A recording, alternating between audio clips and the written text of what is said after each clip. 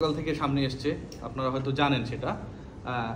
শাহিদ আফ্রিদি তিনি বাংলাদেশ ক্রিকেট বোর্ডের প্রেসিডেন্ট বরাবর একটা মেইল করেছেন এবং তার সাথে বিপিএল এর একটা ফ্র্যাঞ্চাইজির যে কন্ট্রাক্ট হয়েছে সেটা ব্রিচ করা হয়েছে according to Shahid Afridi.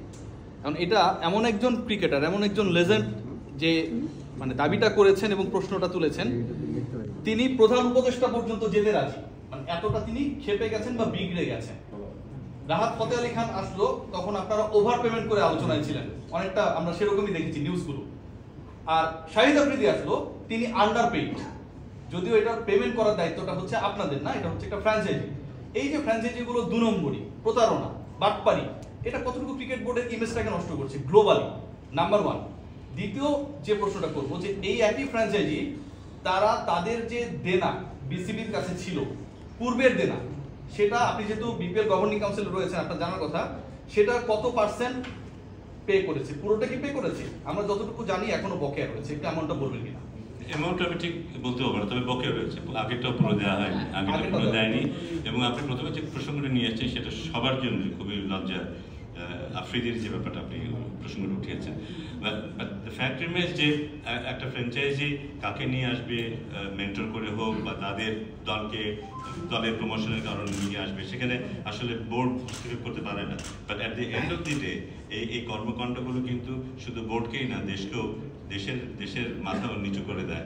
So এটা তো ডেফিনেটলি আমাদের নজরে এসেছে এবং এটা নিয়ে আজকে আলাপ হয়েছে। আমরা বিশেষ করে এটা নিয়েও আমাদের আজকে আলাপ হয়েছে, আমরা কিভাবে একটা ডিফেন্স মেকানিজম তৈরি করব যেন কেউ চাইলেও ভবিষ্যতে এমন কিছু করতে না পারে। আমার ধারণা যে অন্য কোনো ফ্র্যাঞ্চাইজিতে এমন করতে হয় না, যারা যে দায়িত্বটা নেয় তারা মোটামুটি সেই দায়িত্বটা পালন করে। কিন্তু আমাদের মনে হয় নিয়মের বাইরে গিয়েও কিছু নিয়ম তৈরি করতে হবে আমাদের ভবিষ্যতে, যেন এই ধরনের কোনো কাজ কেউ করতে না পারে, যাতে ক্রিকেট ক্ষতিগ্রস্ত হোক বা তার চেয়ে বড় কথা দেশের সম্মান ক্ষতিগ্রস্ত। আরেকটা প্রশ্ন আমি যদি অ্যালাউ করে একটু করতে চাই। আপনি ক্রিকেট অপারেশনসের দায়িত্বে রয়েছেন, খুব গুরুত্বপূর্ণ ডিপার্টমেন্ট। আমাদের প্রিয় সালাউদ্দিন স্যার তিনি বলেছেন যে বাংলাদেশ দলের চ্যাম্পিয়ন্স ট্রফির প্রিপারেশনটা আপ টু দ্য মার্ক ছিল না, এরকম একটা প্রেস কনফারেন্সে তিনি বলেছেন, সেটা রাওয়ালপিন্ডিতে। সো এই প্রিপারেশনটা কেন আসলে প্রপারলি হলো না? আমরা কি জাতীয় দলের আইসিসি ইভেন্টের চেয়ে বিপিএলপিকেই বেশি গুরুত্ব দিলাম কিনা? যে এই দুইটা দল নিয়ে বেশি আলোচনা হচ্ছে, এই দুইটা দল না থাকলেও তো বিপিএল হতো, 5টা দলে খেলতাম, সমস্যা ছিল না। কিন্তু যে বিতর্কগুলো হচ্ছে রাজশাহী এবং চট্টগ্রামকে কেন্দ্র করে, এবং এগুলোর কারণেই ন্যাশনাল টিমের প্রিপারেশন বাধাগ্রস্ত হলো, এটা তো দিন শেষে ফাইন একটা বড় এলিগেশন। অবশ্যই এটা আমিও আগে বলেছি বোধহয় একবার, যে আমাদের আদর্শ প্রিপারেশন বলতে যেটা বোঝায় সেটা হয়নি, একেবারেই হয়নি। হ্যাঁ, দায়িত্ব আমাদের অবশ্যই যে আমরা ঠিক মতো পরিকল্পনা করতে পারি। বাট আপনারা এটা আসলে জানেন যে আমি যখন এখন ক্রিকেট অপারেশনসের দায়িত্বে আছি, সেটা একেবারে রিসেন্টলি আমার পক্ষে সুযোগ ছিল না ক্রিকেট অপারেশনের স্বার্থ দেখাটা সরাসরি।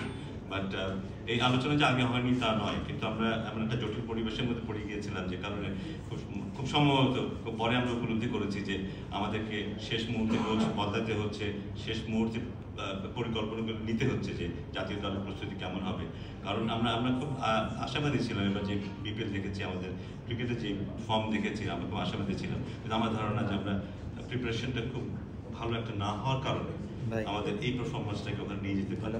সো কিছু দায়িত্ব ডিফারেন্টলি আছে,